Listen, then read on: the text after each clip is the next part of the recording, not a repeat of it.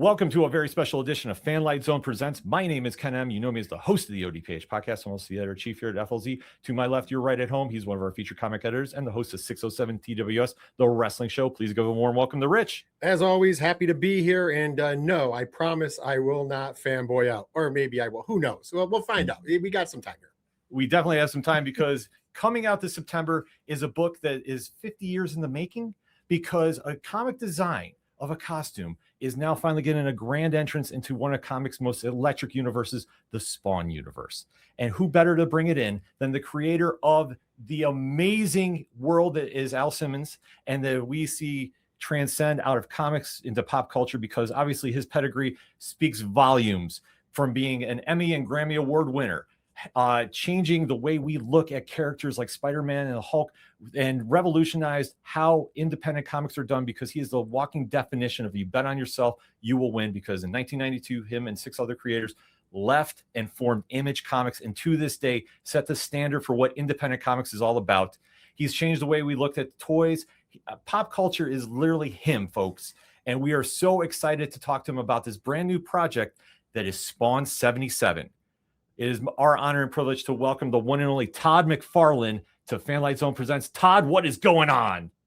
Are we short on time after that long introduction? do we only have two minutes left now in the show? Come on, man. You can start it. Just go. Here's Todd. He's kind of cool at times, mediocre at others. Let's go. Boom. Well, his version was the abbreviated version. That's why we didn't list off all. We'd be here still like we'd all be taking a nap if we listed off all the accomplishments, though. Yeah. I guess the problem is when you had a long career, then you keep adding sort of mile markers, like running a marathon. All of a sudden you go, oh man, there's a 26th mile we got to talk about, and the 27th mile, and the 28th mile. So yeah, how you guys doing today? Good. We are fantastic. We are fantastic and Excellent. super excited about this book coming out, Spawn 77. So the first question we got for you is, how soon did you come up with the idea about bringing this version of the character into the Spawn universe? Was this part of the plan all along? No. Actually, it's sort of here because of Mark Spears and him being an excitable geek like the rest of us. He had seen some of the original drawings. Again, the Spawn character I created when I was 16, when I was just starting to collect comic books. So, and I actually did like a 40-page comic book that I never really finished. I have all the pages. I keep sort of threatening that I'll finish it up, maybe like as part of the Spawn 400 celebration. Have 16-year-old Todd, the penciler, and old man Logan, 60-year-old Todd inking them, right? It would be like this cool multi-generational sort of time warp. But I think I was on like a interview, I forget with who or whatever, and this interview is on YouTube someplace. Anyways, Mark was there as part of it, and he said, hey, we should do something with that Spawn character design you had from 1977, right? And it was like, yeah, okay, cool. And he goes, I got some ideas. Okay, come on with an idea.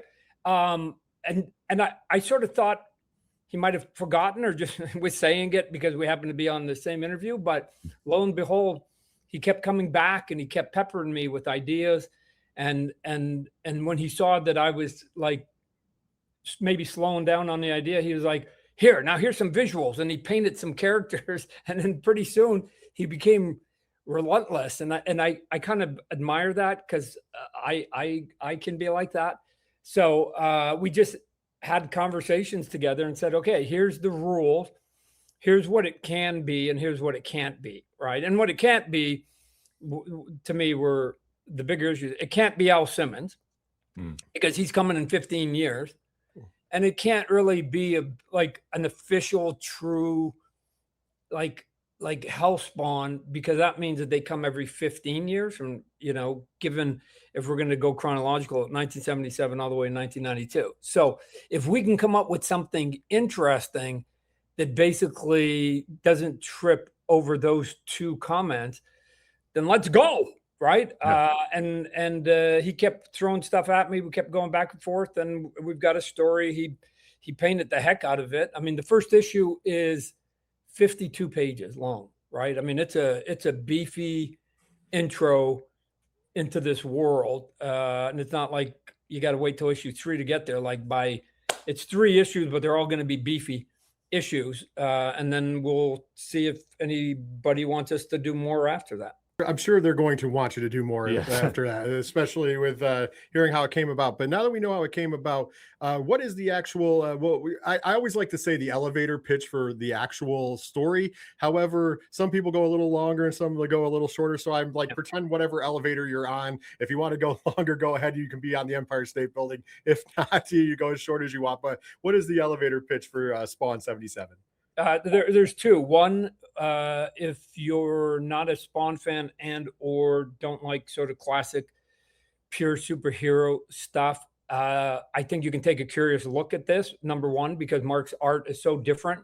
Part of the sell is delivering different sort of feels to the genre of Americana superhero comic book. So, and if you're a Mark Spears fan, cool. That's there. But on the story front, a little bit of, there was a movie that was called The Man Who Knew Too Much, right? And that it's a good headline because, again, there is no Al Simmons Spawn yet, the OG, what we would consider to be the OG. He hasn't come yet, right? So it's more of playing off the mythology from the past, like prior to him. And again, Hellspawns have been coming. And if you know the mythology of my comic book, they've been coming like for thousands of years, but there's big gaps in there. So what does somebody who knows that mythology, who trips over that myth and gets inspired by it, what does that mean for their life? And a little bit of be careful what you wish for once you actually think you know what the answer is to that question. So it's so a little bit of Guy Ritchie. It just sort of goes from a Guy Ritchie movie goes from bad to worse. That you think like, oh man, let's just do this, and it's not quite as easy as you think. The art alone is enough to sell it, because with Mark he's doing the interiors for this. We all know him, those fantastic covers, but doing the interiors, I would say for him to take this step in there, do you how is this the perfect combination? Because the preview art that we've seen alone, this is just phenomenal work. Well, yeah. I mean, anytime you have a favorite artist, especially if they've, begun to limit themselves to covers, you go, oh man, I wish I could see more of it. Right. I mean, there's probably 25 cover artists out there I wish would do a 10-issue run on some book. Yeah. But, and Mark's done some of the artwork, interior artwork on his own books and things like that. So I think what makes him the right guy at the right place is, again, going back to what I said before, I didn't want to do another miniseries that looked like the regular book, right? And maybe that's wrong, and maybe people will go, Todd, if people like it, just feed them more of the same. But I think I've got plenty of that look between the Gunslinger and King Spawn and Scorch, and that, like, there's no lack of sort of classic superhero looking comic books that we put out. What I get a little bit excited about when we do some of the miniseries is coming up with ideas and or looks, and that's on the art side, that are different, because my brain says there may be somebody out there who goes, I don't really like Spawn per se. I don't like, the superhero genre. I don't like whatever, but I go, oh yeah, well, look over there. Mark Spears does sort of a cinematic. It almost feels like a movie, the way he sort of paints. It doesn't look like a classic superhero comic book that you would have bought when you were 15, 25, 35. So if you're looking for something a little more sophisticated, then I think you should take a curious look at it to see if there might be something there that you otherwise would sort of poo-poo because it's got the word Spawn in it. Yeah, and I like that you said that, because it kind of ties into my next question about the creative process. But we've had the privilege to talk to other people who write books for you and in the Spawn universe, including Matthew Rosenberg and Thomas Healy. And the one thing that has always come up is that you are always pushing people to do their own creative thing, that you don't want everything to look the exact same in the Spawn universe. And I've said it before, I'll say it again, that is kind of what makes that super fresh. So having, Mark Spears on, who is not only doing the art, but is also co-writing with you. How has that creative process been, kind of pushing this in a different direction and making it a lot different? Well, so let's just talk about the big piece. Like, absolutely. The thing that irritates me the most is when I hire people and they're basically doing Todd Light.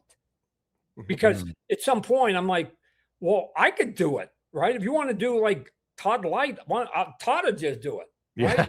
Yeah. So what I keep trying to say out loud and encourage people, both artistically and story wise and writing wise, is that I've been at this now for over 30 years, creating this mythology. And if you consider the mythology to basically be a blank canvas that is in front of me, that like the size of this screen right here, right? In 30 years, I think I've only painted like here. I think all of this is still unpainted, right? I think there's lots and lots of exploration and ideas and cool stuff that I haven't even begun for a couple of reasons, because I'm only at it for 30 years and I might not be smart enough to do it, right?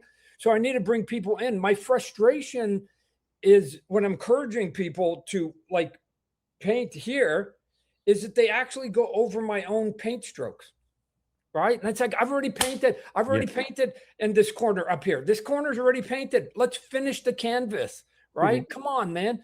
So I think there's plenty of room for somebody to come along, creative people, and do their own thing on Spawn and make me look like an idiot and a fool, right? I like it. It would be a great day for me. I've said it over and over and over, and I don't say it humbly. It's true that if the whole audience shifted and said, whoever I have, Ken and Rich take over the book, they go, why didn't you bring on Ken and Rich 10 years ago? What they're doing is awesome, and it's twice as good, 10 times as good as what you were doing, Todd. Why did you delay this for so long? That would actually be a good day for me, right? To hear that. And I'm encouraging creative people to do that. Here's the problem at times. I cast a big shadow. And even though they hear those words, I don't know that matter of fact, I know sometimes they don't think that I mean it. And so they're just going, well, we don't want to offend Todd, and we don't want to, sort of do something that isn't quite in what he's been done. And oh, by the way, we grew up on it. So we have in our head what we think is Spawn. And it's like, But I guess to me, it was the same thing I did. And I'm not saying it was better or worse. It was different. When I took over the writing on Spider-Man, and I was a rookie, I didn't know how to write or whatever else, but I did know one thing. In that first story where I was going to bring in the lizard, I was not going to write the same fucking lizard story I had read 12 different times, right? Stan Lee did it. And then Roy Thomas came in. Next time he did it, he was paying homage to Stan. And then Len Wein comes in. He pays homage to Roy. And then Jerry Conway comes in. And everybody's just basically doing what the previous guy did. But it all kind of trickles back up to Stan. And I've constantly said, I believe if Stan Lee wrote The Amazing Spider-Man for 30 years, pretty much like I did on Spawn, he would have made changes. Just to, if nothing else, to entertain himself. It's hard for me to imagine that any creative person would go, I'm going to be on this book for 30 years and I'm going to regurgitate the same stuff over and over and over. So when I took Lizard, I went, he looks like a monster. Why are we treating him with a guy with a lisp, right? Like, I'll get you, Spider-Man, if it's the last thing I do. What are you talking about? I don't want to see a monster with a lisp, right? Yeah. I just want to see a monster.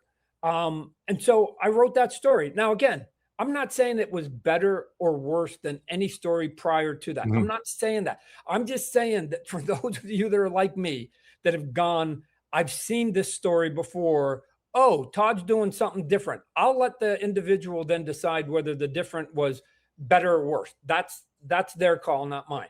That's all I'm encouraging on the Spawn comic books all the time to all the creative people.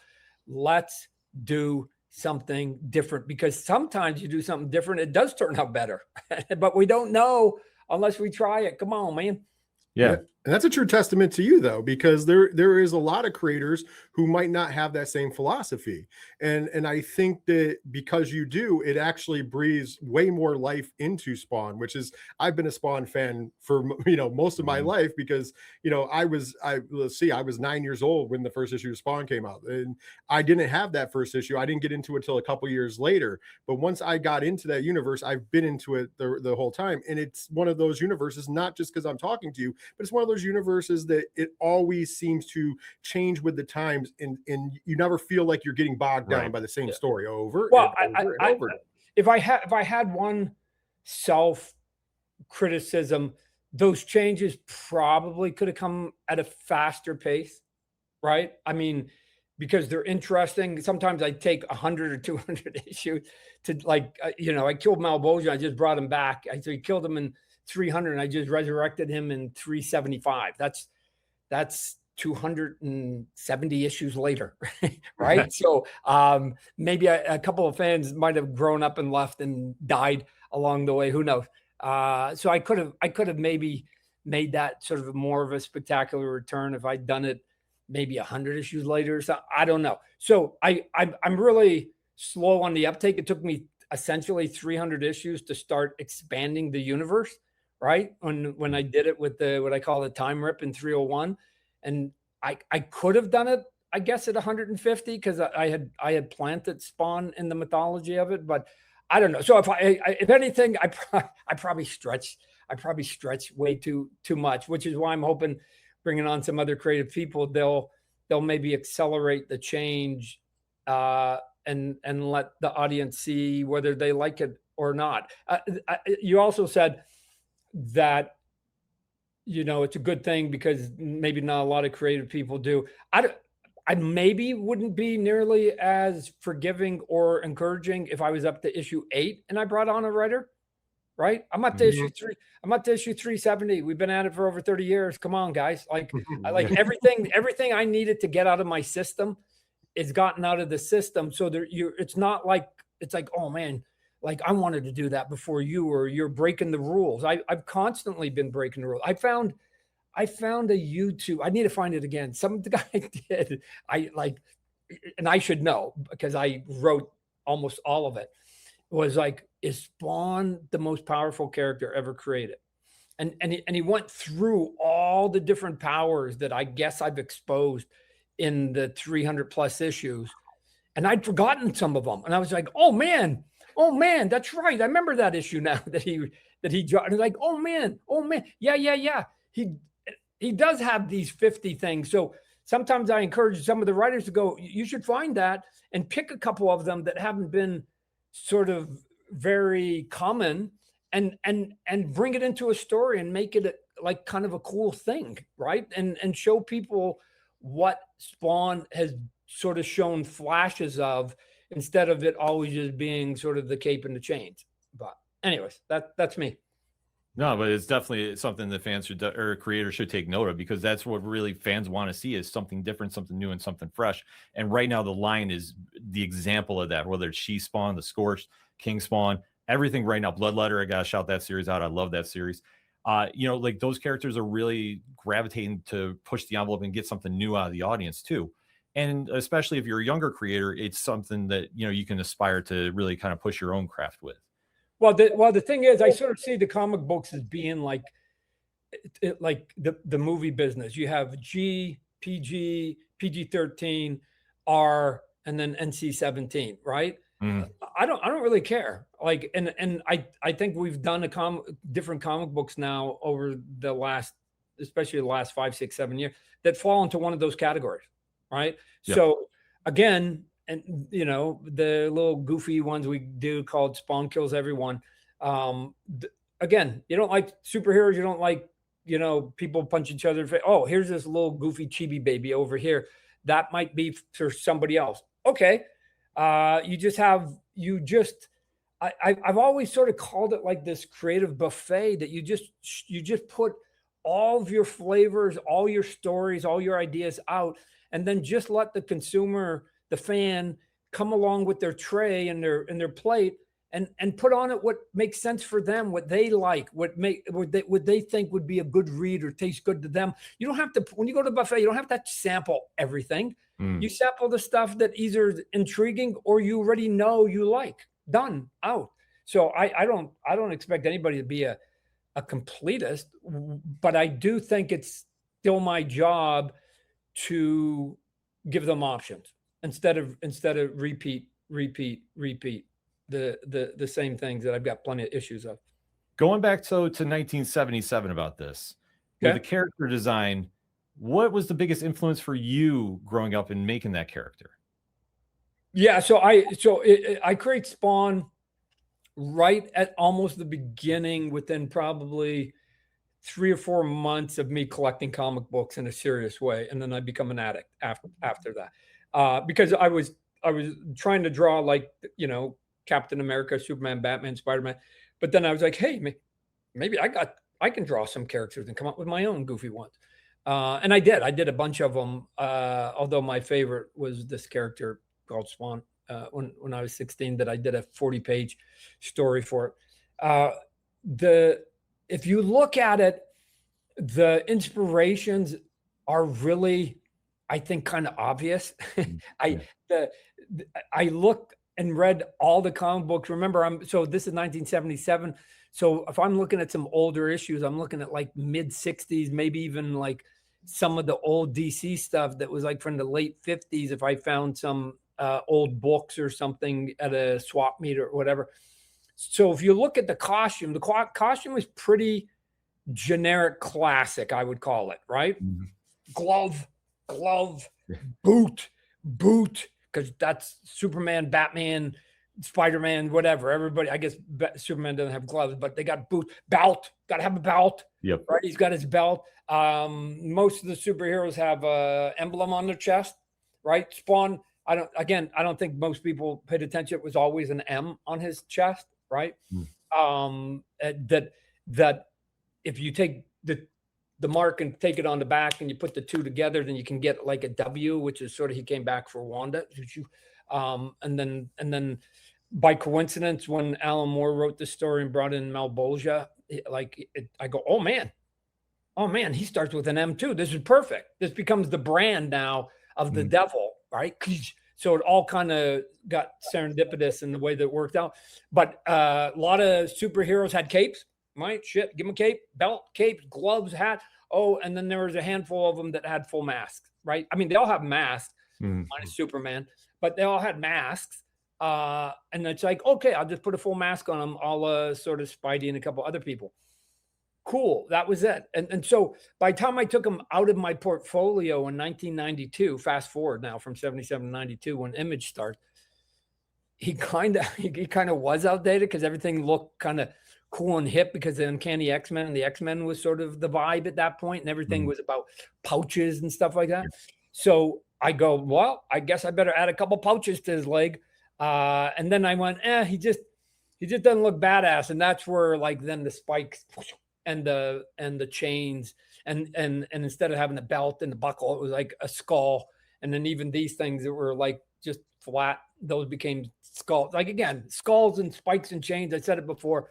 I know Donnie Cates sort of picked up on it. It's like, who doesn't like spikes and chains? Come on, man. What kid doesn't like skulls and spikes and chains? Like you can put that on a car, a bike, a motorcycle, on your front door. And like, and for me, I would have gone, oh man, somebody cool owns that, right? I would have been in on it. So that was it. So it not really mature stuff. It was just like, take the old stuff and put a little bit of cool stuff according to Todd and cross your fingers and hope it works. That's awesome. Definitely did. That's awesome. It did. Speaking of which, from your initial conception all the way to now, we're nearly at 50 years of you having the idea of Spawn. Obviously, is super personal to you. I just have to know. Next year, to your point, next year is next year. Yeah, the 50th year. Yep. Will be the 50th year of the creation of it, but also be the 35th year of the existence of Spawn and Image. Yeah. Right? So there was talk about, do we hold it for next year? Because there'd be like some big events, but I'd already been delaying Mark long, and I didn't think it would be fair to go, hey, if you only wait 7 more months. So, yeah. 7 more months is all. But I have to ask you, with being as personal as this, if you could go back, what would you say to the 16-year-old version of yourself to be like, hey, you don't understand how big this idea is actually going to be? Or how would you feel back then? Well, it would be advice that oddly he already took, which was, don't throw that idea away. Like, I promise you, kid, like this is a good idea. Like just don't, because I had like 50 others, and I was like, maybe they're not quite as good. And I sort of forgot most of them and threw a couple of those designs in the waste paper basket. I would have just gone, I look me in the eye. I'm telling you, this is going to work. Even without that 16-year-old kid did it anyways. He just went, I mean, I never forgot Spawn for one day when I was working at either Marvel or DC. I just have said before, and I said it many times when we first started Image. I didn't think that the atmosphere and the business model and the way they were conducting business encouraged me to take my ideas out of my portfolio and hand them over to them. Right. So would I take one of their characters that already existed and try and revamp them a la like I did with Lizard, or to some degree, even Spider-Man? Yes, of course. That was my job. If somebody said, hey, we got to come up with some new villain or whatever, would we do it? Yeah. One of them turns out to be Venom. Okay, cool. That was my job. But what I wouldn't do is take stuff that I'd already created and give it to them. Right. I know Rob Liefeld had like 1 million characters and he gave a bunch. But I just go, I'm not as prolific as Rob. So I've got to hold on to this. And I knew as we were sort of heading to a sort of a divorce a little bit at Marvel, that if we could start a new book, and again, I talked to Eric Larson and Rob Liefeld, because there was no Image at that point. We were just sort of wishful thinking, but we were talking about all of our different ideas. It was always Spawn. There was never a doubt in my mind that it was going to be that guy for whatever reason. I mean, look where it's taken now. That you think about the evolution of comics too. You are going to be taking part of the Whatnot show this coming week. And how has that been for you as a creator? Like, do you ever think that, the digital aspect of the comics would be taken off as big as it is now?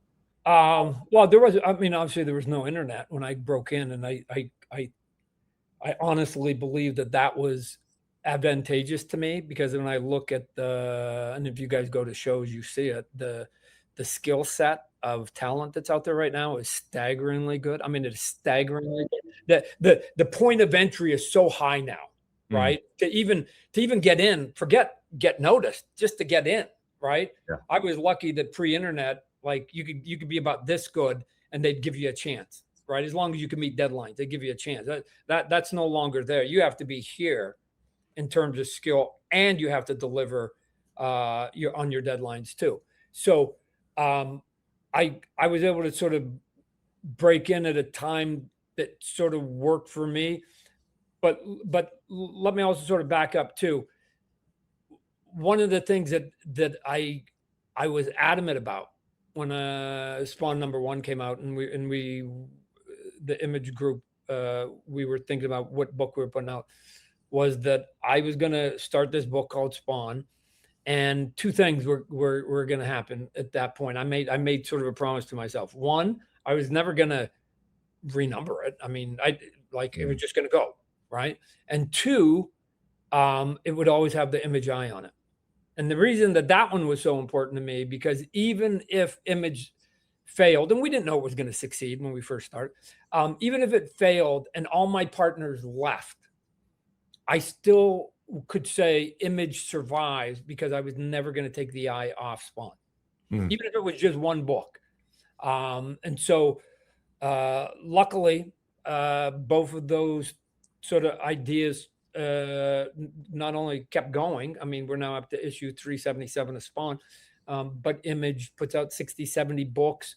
And I say with sort of a smile on my face that all the original founders can all get hit by a bus tomorrow, and Image Comics will still thrive. that's the success story, is that you don't need us old guys anymore. It works. And there's constantly been reminders of the new creative people that keep coming along, that keep basically going, oh man, here's something cool and new that everybody likes. Oh man, here's something cool and new, right? Like there's a new Walking Dead that's going to be around in 10 years. We just, as we sit here, don't know, because somebody hasn't printed it yet, right? But somebody will come along and go, hey, I got this sort of silly idea, maybe I'll try it. And every now and then lightning strikes and it goes. So yeah, I get a kick out of all of it, right? And I never, like, even with Spawn 77, the comic book here that we've got, I never sort of said, hey, there's my design, we got to keep it. There's the story, we got to keep it. There's this, we got to keep it. Going back to what we talked about before, it was pull whatever thread you need to come up with a cool sort of creative idea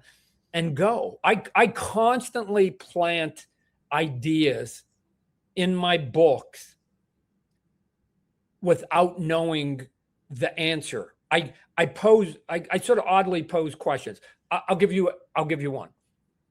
We've got the clown. I've said before to writers, like, where does clown go at night? Yeah. I've never written a story. I don't even know what the answer is because I haven't written it. But why is there nobody curious about that? Like there's lots of those odd questions. But anyways, the clown, we now found out in The Gunslinger's got a daughter. Her name's Dakota. And I've had the clown say recently, the daughter is basically fighting against dad. And the clown says, oh, how your mother would be disappointed in you. Now, here's the question. Who's the mother? As you and I sit here right now, I have no idea. It just was a line because, one, there's a kid, so there must be sort of a mom and a dad. Right. Okay, so we know who the dad is. Do we know who the mom is? I don't. And I'm the guy who created both of those characters, and I threw that crazy line out there. What I'm hoping for is somebody way smarter and more creative than me goes, Todd, who's the mom? I don't know. Oh, because I got this idea. Okay, what's the idea? If it's cool, let's go. Right? I've got dozens and dozens of these things scattered throughout the 30 years of Spawn that I could go there. Read that line, read that line, read that line, read that line. I think they're cool lines. What's the answer? Do not know. That's where you smart people come in. And that's incredible because, once again, he's still keeping everything fresh, is keeping more things coming in the pipeline, just because somebody eventually is going to that. Maybe somebody hears this and then we're thinking about it and goes, oh, wait a minute, I have that interesting story. Rich, if nothing else, I had to do it for myself. Right. Mm-hmm. I had to plant seeds along the way. I was just being Hansel and Gretel, just putting the breadcrumbs behind me. I had to have something. So if I just got sort of bored, and I'm still doing, I could go back and go, oh yeah, that's right. I remember I said that, or that character came in and did that. Oh yeah. Oh, boom. I know what my next 3 issues are going to be.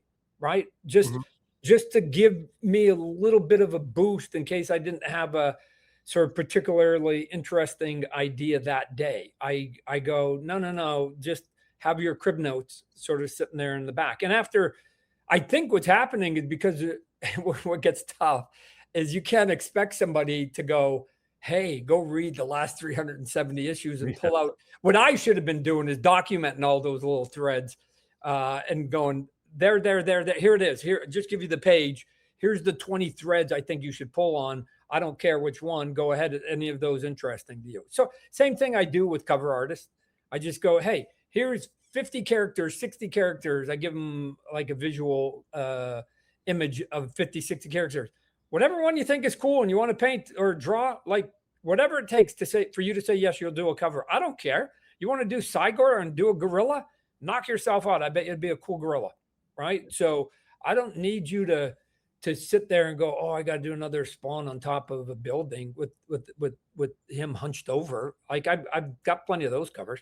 Since you touched on it a little bit there, being one of the pioneers of what we now have as far as like the industry standard now for independent comics, and obviously being somebody who without you we wouldn't have this atmosphere because there would have been no Image, and without that there's a lot of things that we go. And then also on top of that being the gold standard as far as a created a creator owned character in Spawn, which obviously Guinness Book of World Records most issues.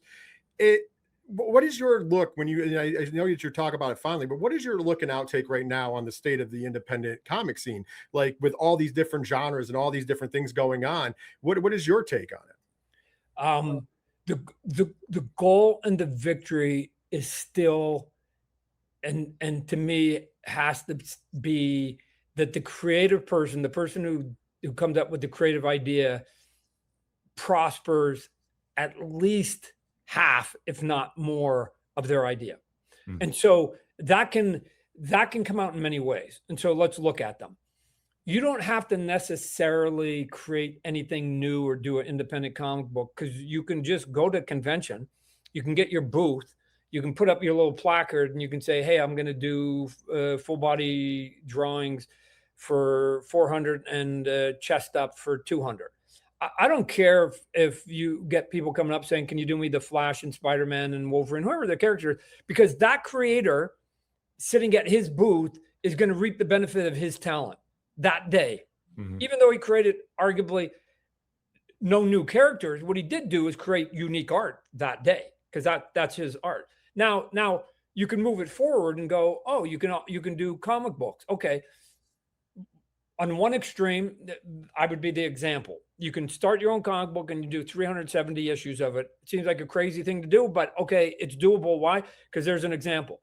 You can come up with characters that maybe Hollywood might pay attention to, and they could be giant successes. That's Robert Kirkman with Invincible and Walking Dead. You can start your own little sort of small little imprints like James Tynion doing these cool sort of horror mystery books. They don't have to be superhero books anymore. Okay, cool. You can even do sort of a scaled down version. What Image was, Ghost Machine. They're essentially doing it again with a little bit of an umbrella over them. Cool, that's good. And then you have people like Rick Remender, who him and Sean Phillips can do like detective books, right? Like true crime boiled books and hardcovers. They're not even doing regular books, and it works, right? And so like what's the biggest smile on my face is that there's so many ways now to try and exploit your own skills for yourself and your family, right? And that's the piece. Like why should like an outside entity get the majority of your hard work? Why shouldn't your family reap the benefits of your hard work? And so every time something comes along, even something like Dork recently, right? Yeah. You just go, where'd that come from? And it's doing like the reprinting of it is at historic levels never seen before at Image. And we're over almost 35 years old. So for people who go, well, Todd, it was a different time when you did it and you and the original Image. I get that. You don't want to go back that far because the world has changed. But there are these constant mile markers that are like, and here we go. Here's Brian K. Vaughan and Saga. And then here we go. And here we go. And now, in the last 5 seconds, it was Dork. So why won't there be another one in 3 years? The answer is there will be. There will be. But the people that are going to benefit the most of it are those that don't talk themselves out of the idea. It's those that go, even if it's delusional, I don't care. I've been delusional way too many times in my life. Is to just go, yeah, I'll do it. I wish I could give a shirt to everybody to some extent, and the shirt just says, why not me? Why not? Right. So, but their personalities, and everybody isn't quite as reckless or confident as other people who have different personalities. Right. And so too little chemical of fear in me and too much delusion, right? Something got sort of tilted that it's like, like my wife always said, oh man, to die and be born as you, Todd, because you like yourself way too much, right? So it's first off, I'm stuck with me. So like all of us, we should probably learn to live with ourselves. But Fact. it's like, I don't know. Why not? Why, what's the worst that happens? You try it and it doesn't work. That's the worst that happens. You tried it and it doesn't work. You're no worse off for the effort of trying. But what if you take that half court shot with the blindfold? Mm-hmm.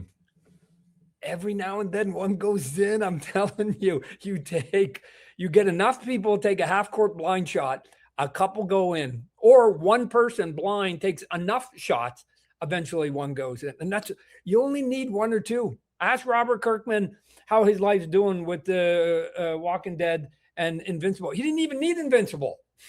He's made a Walking Dead. I got Spawn. I've got a gobs of other characters surrounding him, but one good idea that worked, you can lead a good life, right? And part of it is, guys, is that I know how good the life is in terms of you don't have to worry about paying the bill. You don't have to worry about clipping coupons. You don't have to worry about whether you can put your kids through college. You don't have to worry about all those other things that I know so many talented people and regular people have to go through, that it gets taken care of because you get a little bit of success on something that you enjoy doing and you get these financial rewards.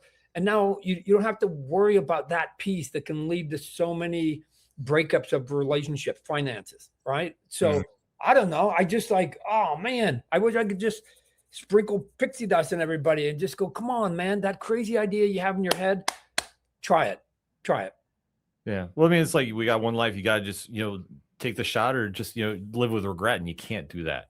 And, it's seeing now, and especially like this day and age with the independent scene, it's like we're seeing more and more people trying to take those shots. And it's inspiring for us as fans to go pick out stuff that, okay, if we're not really into superhero books, there's something else out there. You can't walk into a shop and not pick up something and immediately fall in love with it because somebody's pouring their heart and soul into it.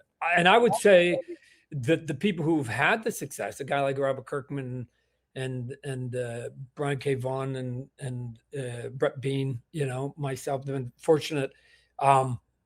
We're still going to have regrets. And the regret is that we've got 1,000 ideas in our head and we're only probably going to get about 20 of them out max before we die.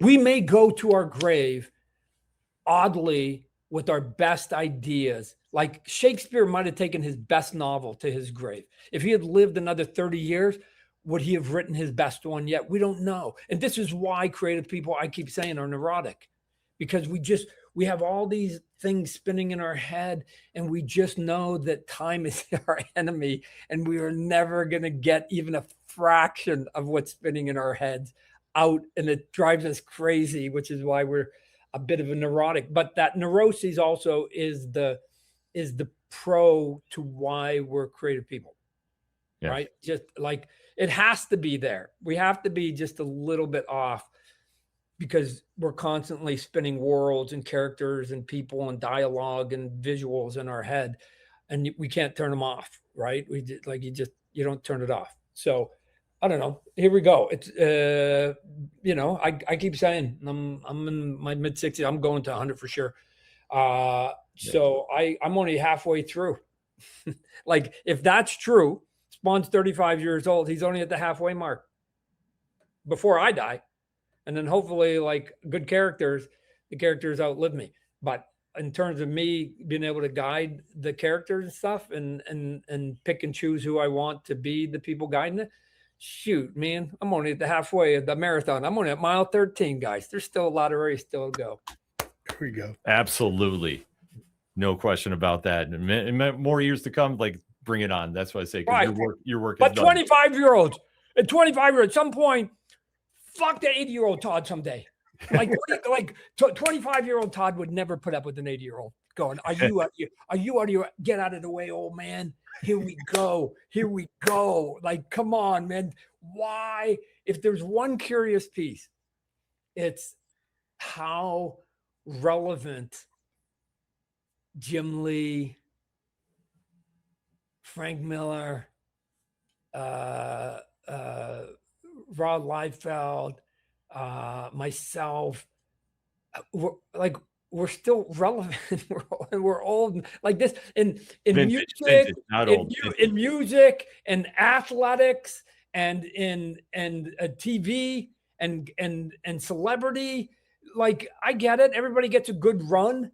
Everybody gets a good, but eventually there's a bell curve, right? I don't know. Maybe Mick Jagger be playing music till he's 80. Who knows? So there are, I guess, a couple unicorns out there. But for the most part, you're in your 20s, you get a good run, you catch a couple lucky breaks, you get a 10-year, 15-year, and then the next generation comes along, and the next, and the next, and the next. Come on, you don't want us old guys being the one. We should just be oil paintings in the hall of image someday. It's like, oh yeah, that's right, those are the founders, whatever. So nah, absolutely fair points. So a couple fun questions before I let you get out of here. So obviously Spawn created in 1977 this version. What was your favorite movie or TV show of that era? Well, the story took place in space and whatever else, because there's this movie that just come out called Star Wars. And so I go, oh man, everybody's into sci-fi. Star Wars never bit me. Like I was way more into this day, Planet of the Apes, which people think like there's a big gap. It was only really like 3 or 4 years between the end of the TV show and Star Wars. There's only like a few years in between. But man, if I had to go back then, it was movies like Rosemary's Baby and Wait Until Dark, Gorky's Park, which was sort of this espionage movie. A lot of stuff that wasn't sort of special effects stuff. And then eventually, as I got a little bit older, then you're talking about stuff like Jaws and, sort of some of the big sort of blockbusters that came along. But I've said it before, I was never enamored with like the PG-13 action movies. The Seagal and the Stallone and Schwarzenegger, all the S's.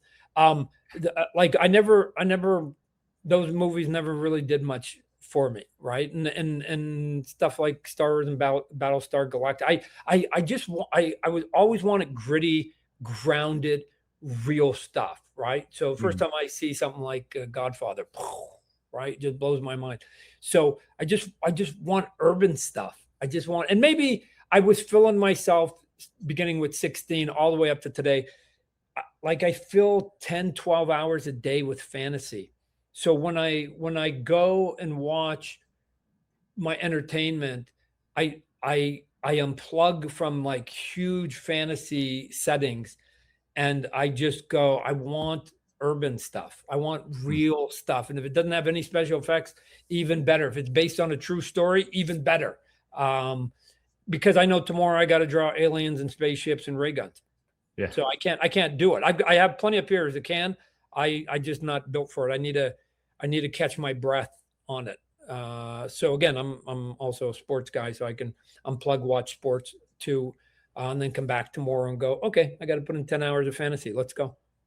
Yeah, absolutely. So Spawn has had many amazing crossovers with throughout pop culture, throughout comics, in generalized media. Is there a unicorn? Is there any? Let's just say that there is. Somebody would hand you the rights, didn't matter. Is there anything that you would cross Spawn over with that hasn't been done? No, I think, and I've talked to a couple people about it, but again, it's just time and effort, and I don't know if I'll ever find it in my life. But I think that if there's one thing that go, man, if I could, would be like a Spidey Spawn crossover, the two characters that I'm sort of most known for. And then sort of the bad guy then would be like Clown and Venom, right? They would be like the adversaries, and it would be all this stuff that I like drawn. I like the characters, and people who happen to follow my career and like what I've done would go, oh man, that's it. All in one package, all of that in one package. I'm in, right? So that would be it. But other crossing with other brands and stuff. I'm sort of a fan of lots of things. So whatever sort of somebody wants to use their hard-earned equity of their brand and go, hey, we want to put Spawn in. I mean, look at guys, I'm telling you, and there's no lie. When Activision came, when they said, hey, we want to put Spawn in Call of Duty, I didn't say it out loud. Good thing I kept it to myself. I was thinking like, God, I wonder how much I got to give them. Right. and instead they went, but we're doing this new thing. It's not going to be downloadable. We're putting it straight in the game. We're not going to be able to keep track of like why anybody's buying it, how much impact it has. So all we can do is just give you this big check with lots of zeros on it. That's I was like, and it had more zeros than I thought. Right. And I went, oh man. So I just want to get this straight. The big video game, you guys been a decade plus making it global. You want to put my guy in there, and I get this. I get to cash this. This isn't going to bounce. Shit, dude. This is it. This is going back to what I was saying earlier about the creative people getting the fruits of their labor, right? Mm-hmm. That instance would never occur if by doing something at Marvel and DC. I mean, maybe over time, a guy like Scott Snyder might get a bunch of royalty checks for what he's doing on the Absolute Batman. That's okay. That's cool. Good for him. He's doing it, but he's never going to get the big check for something Batman because he doesn't own Batman. I said before, I was talking to Donnie Cates and he was wanting me to do a cover, and he's like, "Come on, Todd, man, I'm on my 50th issue." And it's like, I'm sort of proud of it and whatever. It'd be really cool if you did a cover. And I go, well, Donnie, I'm president of Image. I don't do anything for Marvel and DC unless there's an Image logo on it. So, okay. I go, but Donnie, here's the thing. You did 50 issues of Venom. And I go, you walk into a room. Let's go into Hollywood. You walk in a room and you tell them that you wrote 50 issues of Venom. I walk into that same room, same guy right next to you. And I go, I co-created Venom and I created the visual look of Venom. Who do you think gets more credit? And here's the answer, Donnie. Neither of us, because we don't got fucking nothing to sell. Neither of us. Maybe we each got something to brag about and we got something to say at a cocktail party, but that's it. And we get a little bit of royalties. Okay, that's it. Right? That executive is going to go, why are you in my room? Yeah. I buy stuff. What do you got to sell me? And the answer is, we got to go create some stuff for ourselves to be able to sell in that moment. It doesn't matter if we did 300 issues of Venom and I did the coolest cover for it. Like it doesn't, in the end, I'm better off doing a cover for myself that I can exploit if people like it and maybe turn it into a poster and raise money for charity or whatever. Like there's 100 good things you can do. Again, I don't do it now for the money. Matter of fact, I don't even need the money. We're going to be shifting a lot of stuff here in the future to charity that it's like cool. But if I can now shift my energies instead of worrying about building my career and worrying about my finances, those are taken care of. My kids are grown. I've got 3 adult children. They're gone out of the house. They're good. And our bills are paid for. So we don't need any more. The creative part still is interesting to me at the top level. But being able to generate more money for my family, I'm not really excited about that. I do 2 shows a year, San Diego and New York. Why? Because I'm sort of over Todd, and I'm like, I'm bored of me. But what I'm trying to do is come up with ideas to go, man, if I go to 10 spots or 20 spots, and I create systems where I can raise money, and all that money goes to charity, and all that money can help others. I may actually now go to 20 shows on my own, just for me to get my ego stroked. I'm over that. I'm over getting my ego stroked, right? I'm done. I like meeting people, but I'm basically a homebody. I like staying at home and just relaxing with my wife. So, okay. So what's the thing that now gets 65-year-old Todd excited? And the answer right now is like, man, people still care about what I do. They still want me to be relevant. If I work out, I can be relevant and I can generate money. Oh, now I can generate money for others who need it way, way, way, way, way more than I do. Oh, that's a thing. I could do that for maybe 30 years. Okay. That's not bad. And in the meantime, keep all my brands and all the creative stuff going. Cool, right? But you just go through different phases. When 20-year-old Todd was like so hell-bent on just staying in the game. And then at 30, it was like, oh, how do you climb the ladder so that you're like one of the top 10? And then it's like, now that you're in the top 10, how do you stay there? That's that bell curve, right? Mhm. Every musician goes through. How do you stay relevant? Because here comes the new crop that's in there. Okay, you have a little bit of a dip, then you come back up. Okay, and now you go, it's worked, and it's worked for 40 years and whatever. So what gets you out of bed and doing it, creating? But if you create something that people like, the byproduct is money. But it's like, I don't want to be on Whatnot selling something for $20 so I can make another $20. But I hope it'll sell for 25 and I'll hype it if I know all $25 is going to help others. Yeah, I can do that, right? So anyway, so we'll see. That's probably the next sort of marker, and it's more of a personal thing. People won't notice it. They'll just buy whatever creative stuff I have, but that's gonna get me psyched out in the next 20 years, I hope. That's incredible. Having that thought and knowing that that's what you want to do, and that's and that goes with that bell curve, because then that's where you transcend to doing different things.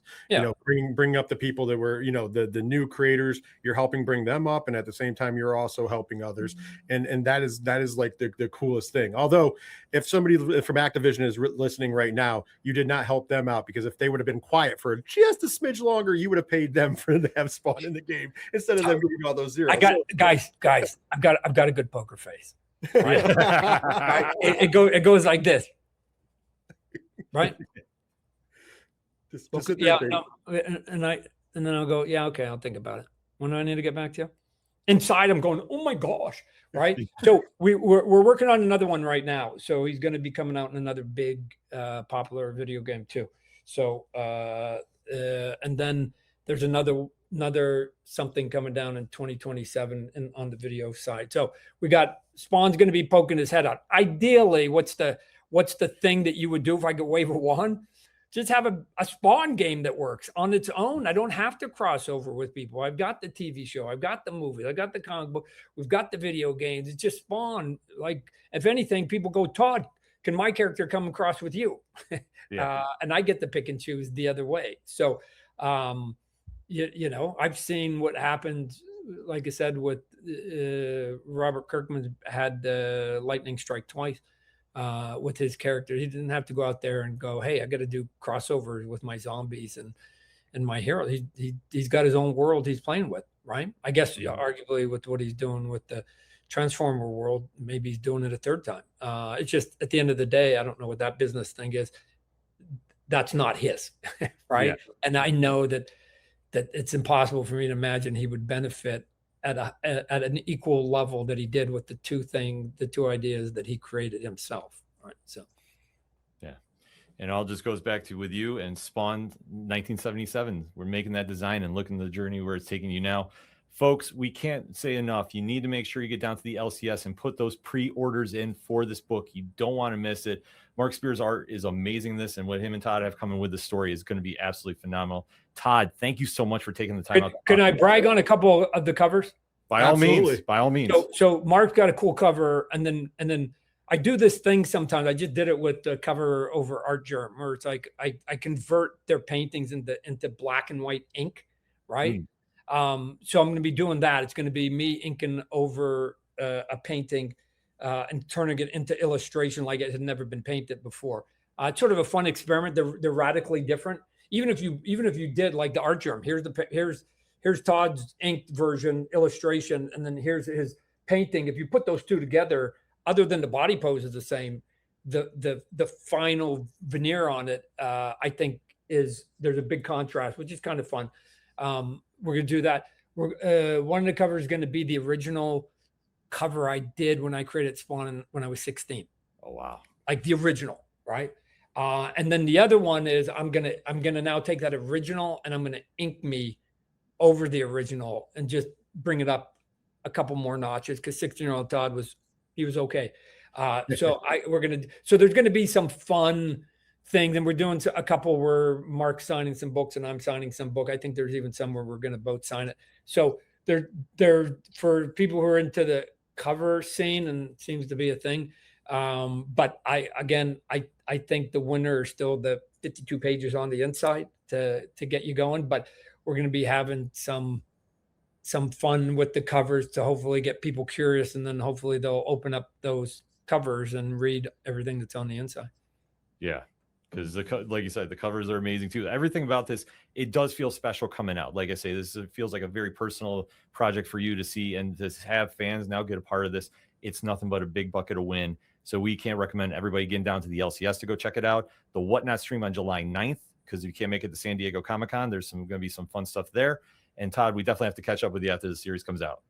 Yeah, no, I appreciate you guys' time. Hopefully you guys end up being the biggest shots in the world and take over the world. And then I'll see if I can do an interview with you guys next time.